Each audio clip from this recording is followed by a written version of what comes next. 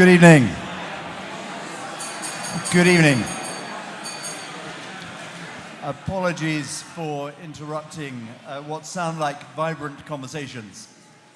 Karina, good evening, Chair, and distinguished guests, ladies and gentlemen. A very, very warm welcome to the ballroom of the Mansion House. The Mansion House, as you may have heard earlier today, has been the home to the Lord Mayors of London since 1752. And in that time, sadly, has seen many wars occur around the world, and finance has been managed here by the Lord Mayor in prosecuting those wars over the years.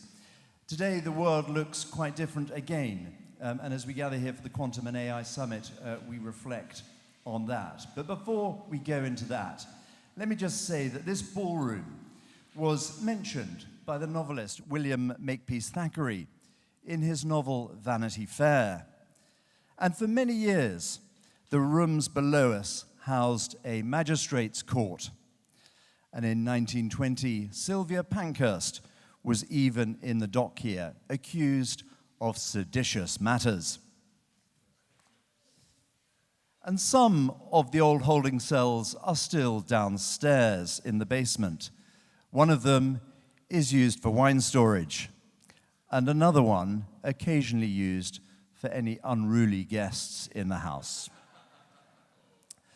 Now, for those that I've not had the pleasure of meeting this evening downstairs, I'm Alderman Robert Hughes Penny, and I'm one of the two sheriffs of the City of London. And just like the sheriffs of the Wild West, I too have a badge, but a bit different from those in the Wild West. And I should say as well that the office of Sheriff of the City of London goes back to the 7th century, not the 17th century. And my job as Sheriff is to support and promote the rule of law and order and justice in the City and England and Wales. I am based at the Central Criminal Court, popularly known as the Old Bailey. And I and my fellow Sheriff, Keith Bottomley, this year, are taking a particular interest in Justice for All, which, as we've been talking on our table, reflects on the United Nations Sustainable Development Goals and UN SDG 16 in particular, which, as many will know, includes peace, justice, and strong institutions. So I think a very relevant connection to some of the subject matter, at least philosophically, of what we've been talking about today. Earlier in the day, I wasn't able to be with you because I was attending the Royal Courts of Justice as the newly installed sheriff. I took office 10 days ago for an ancient ceremony, which was the second oldest, or is the second oldest ceremony in the country after the coronation. It's the ceremony at which the sheriff goes to receive the warrant from the sovereign and receives the sovereign's approbation for taking office. And it takes place in the Royal Courts of Justice, but what used to be the Court of Exchequer. And if you think about Chancellor of the Exchequer, that's where that expression comes from. And one part of the ceremony is counting out 6 horseshoes and 61 nails. And that is done on a checkerboard. And that is the origin of the word exchequer and the Chancellor of the Exchequer. And that checkerboard is perhaps a precursor to an abacus, which, for the purposes of this evening, should we say, was a precursor to AI and quantum. Now, outside the shrievalty, I've enjoyed 30 years in the investment management industry at Rathbones Group. But before that, I served in the British Army in the UK in the latter days of BAOR. And those that know what that is, the British Army of the Rhine, 35 years ago. And also Cyprus and Canada. And that's one of the reasons why I'm particularly interested to be here tonight for this NATO-themed quantum and AI discussion. And so for centuries, the Square Mile and our armed forces have enjoyed a close and enduring bond, one that has seen the two stand side by side through wars, famines, rebellions, and public emergencies. Indeed, our security infrastructure underpins everything we do here and is also vital for prosperity and economic growth. people and places. And yes, while the square mile is rooted in tradition, going back to the 7th century, it is one that has its sights firmly set on the future too. And we're very keen to support and promote everything that is being done here in the quantum and AI space. Needless to say, we meet today at a time of great global uncertainty. Conflict tests the resolve and durability of our international alliances. Protectionism realigns global trade, while climate change pushes our resourcefulness and adaptability to the limit. In a world awash with threats, the City of London is looking for solutions, including how we can invest in defense, in the supply chain, and in innovative technologies. Many of which, of course, have dual-use capabilities and could prove key to increasing productivity in the civilian economy and economic growth. So to talk on these subjects further, allow me to welcome to the stage tonight our guest speakers. Professor James Bergeron, political advisor to the Commander, NATO Allied Maritime Command, and distinguished fellow at the Council on Geostrategy, amongst many other roles. Over a distinguished career, he's worked on nuclear submarines and in a number of theaters of war. Our second speaker is Rhys Roberts, who works at NATO Diana, the innovation accelerator for the Alliance, where he specializes in commercialization and adoption. Both will be tackling the question of how we ensure that innovation in the lab works in the field. Gentlemen, I know I speak for everyone here when I say that we're very much looking forward to hearing from you both. And may I welcome you to the stage, invite you to come up, and thank you very much indeed. Let's give them a warm welcome.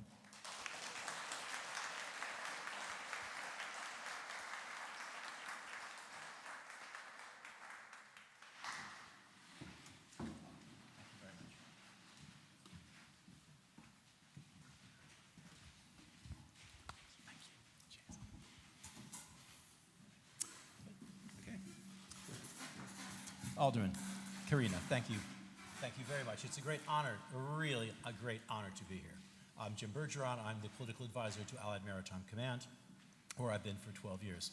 Before that, I was the political advisor to Commander Striking Force NATO, the hat of the U.S. Commander of the 6th Fleet, for 8 in his NATO role. So I've been doing Palm advisory at the operational level of NATO Command for about 20 years. That's kind of wrapping up now. In that case, in that world, I have actually seen some very interesting operations, and we're going to use those as a bit of a leitmotiv. Oh, better? Okay, I didn't realize I had to be that close. Okay, so we'll use a little of that operational experience of my 2 decades in this as a kind of a leitmotiv for Rhys to address. Rhys is the expert here. I'm the operator. And I think you can actually put me in the role of Tony Robinson in Time Team, being the one who asks the archaeologists, what does it mean to the common person? You know, Rhys, would you like to introduce yourself? Yeah, thank you, James, and no pressure. So I'm Rhys Roberts, commercialization and adoption advisor for NATO Diana. My background stems from this kind of test and evaluation, operational qualification of weapon systems, large platforms like tanks, helicopters, that kind of stuff. I then did a foray over in Turkey in the Middle East, and then that brought me back over to London to work with NATO Diana and the wonderful pool of startups that are coming through and truly doing groundbreaking things. Okay. At the beginning of today, Karina spoke about the challenges of hybrid warfare. This is something that Allied Maritime Command has been deeply involved in for some years. I spent my Christmas day in Markham when Eagle S crossed the S-Link 1 power cable. I was with my admiral when we went to Helsinki for the Heads of State and Government Summit. We launched CTF Baltic in Rostock as our operational command, and we're running Baltic Sentry, which just became modified after the drone incidents in Denmark and in Norway and elsewhere. But let's go back to CUI. Let's go back to those cable cutting incidents and our need for maritime situational awareness, and even more, our need for attribution. The fundamental problem of a hybrid warfare strategy is to give your adversary, us, implausible deniability. We think they were responsible, but we can't prove it. It also creates diplomatic trade space. It gives us the choice not to call them out. And oftentimes, it's politically more convenient not to call them out. Of course, knowledge of intent would be gold dust in this situation in helping to resolve these disputes, to, as we would call it, to deny deniability. Reese, can you talk a little bit about what the emergence of new technologies, particularly in the quantum and AI area, could possibly do help us, how things might be different in a quantum and AI-enabled universe for that type of challenge we have in trying to protect the seas, monitor critical infrastructure, and try to attribute, credibly attribute motive and intent. Yeah, absolutely. So maybe if we talk a little bit about, for example, recent events, the cable cutting incidents that I think are apparent and widely publicized. You can use AI systems in a whole variety of ways. So tracking irregular movements of ships through very congested environments, looking for ships that might be going backwards and forwards, for example. That's a good indicator of maybe they're doing something that they shouldn't be able to do. But when you actually look at how many ships go through certain straits in the world, you're talking about thousands of ships every single day, and it's almost impossible for a human operator to be completely aware of what every ship is doing at every single point in time. So I think AI can play a very interesting role in terms of identifying irregular behaviors and patterns. And then I think a little bit about kind of sensing the threats and gathering evidence. We work with a wonderful company, Lobster Robotics, who produces an autonomous underwater vehicle. So, in theory, say there is an incident on the seafloor. Okay, if you can't prevent it, the second best thing you can potentially do is collect evidence as to who was behind that hostile threat. So can you rapidly deploy these to capture imagery, capture data, to be able to produce a real serious case back to NATO, back to the authorities that be that can actually evidence what has happened? Thank you. And would you say the same for the perhaps slightly even more pernicious, because it's so light and flimsy, the drone challenges we've seen over Copenhagen, over Oslo, over Kastrup? How can these technologies, matched with the right procedures and approach, can they help us deal with a problem like that? Yeah, absolutely. And I think when it comes to drone warfare and again, hostile acts that have impacted infrastructure. So it's not just a conflict zone. It's airports. It's just general day-to-day logistics, just going about our day-to-day lives. There are a number of technologies that we are supporting that can help in many spheres. But sort of when I think about a drone, I think about firstly the identification. Secondly, okay, so I've identified a threat. I now need to track the threat. I need to classify it, and then finally, I may need to do some sort of countermeasure to be able to protect ourselves from that threat. And I think that's also very challenging, considering that a lot of these drones are very low cost, and traditional countermeasures are normally very expensive. So that raises an economic question about how we can actually counter those kind of threats.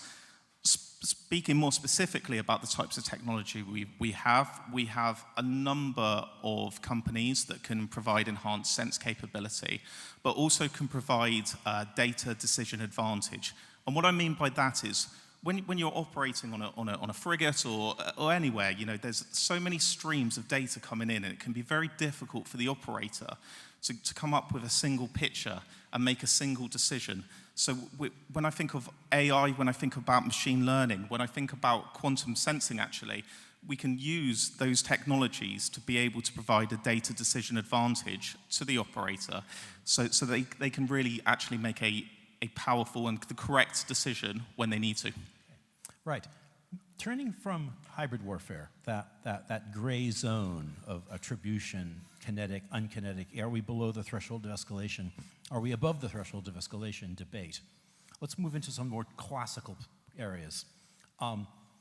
Right now, and certainly since 2018, 2020, NATO, the NATO allies enjoy a remarkable preponderance of sea power, conventional sea power at sea.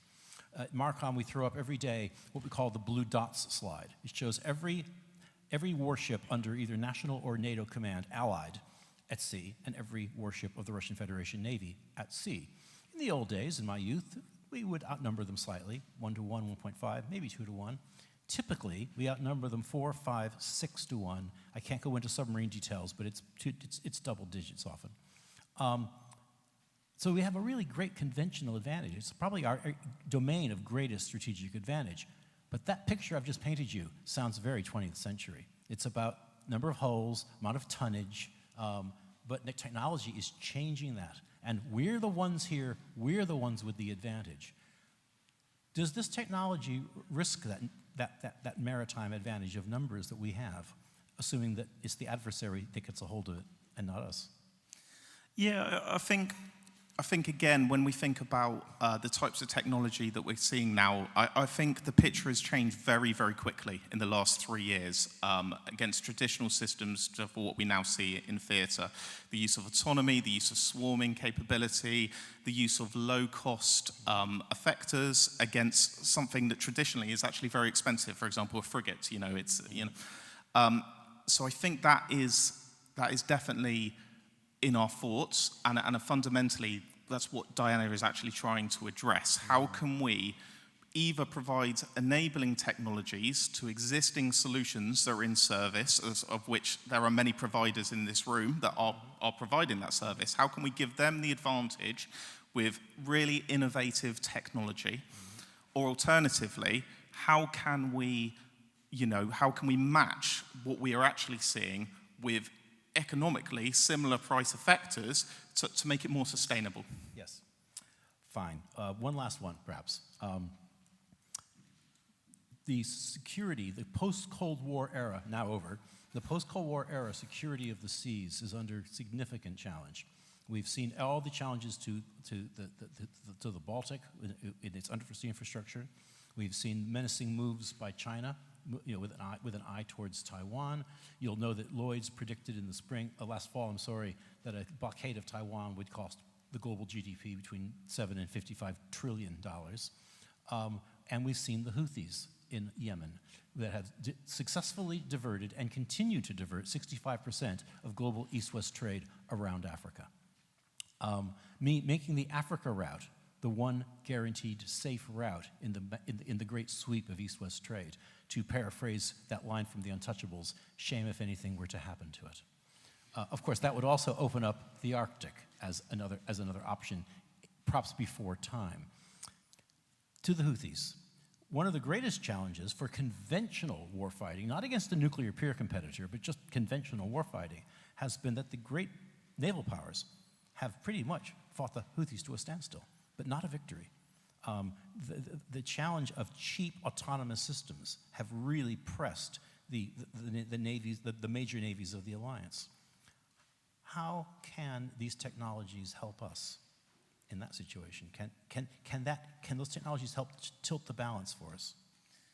Yeah, I think absolutely. And Diana, I want to stress we're a dual-use innovation accelerator. So we try and identify technology that might be in the commercial market that can provide a serious advantage. Okay, so I always talk about this particular example. There's a wonderful company called Zelim based up in Scotland, and they produce man-overboard software. So there's a scenario where you're on a P&O cruise, you've had one too many pina coladas, and you fall off the back of the deck, right? And that technology can identify and track you in the water. So I guess, how can we use that technology to actually be able to detect and identify autonomous threats? And that's the kind of work that we're looking to unlock and leverage, absolutely. And I guess, secondly, it's been talked about a fair amount, and there's a number of people in this room that are actually providing this level of quantum technology that when you are maybe navigating in more dangerous waters, congested waters, traditional position, navigation, and timing can be quite challenging.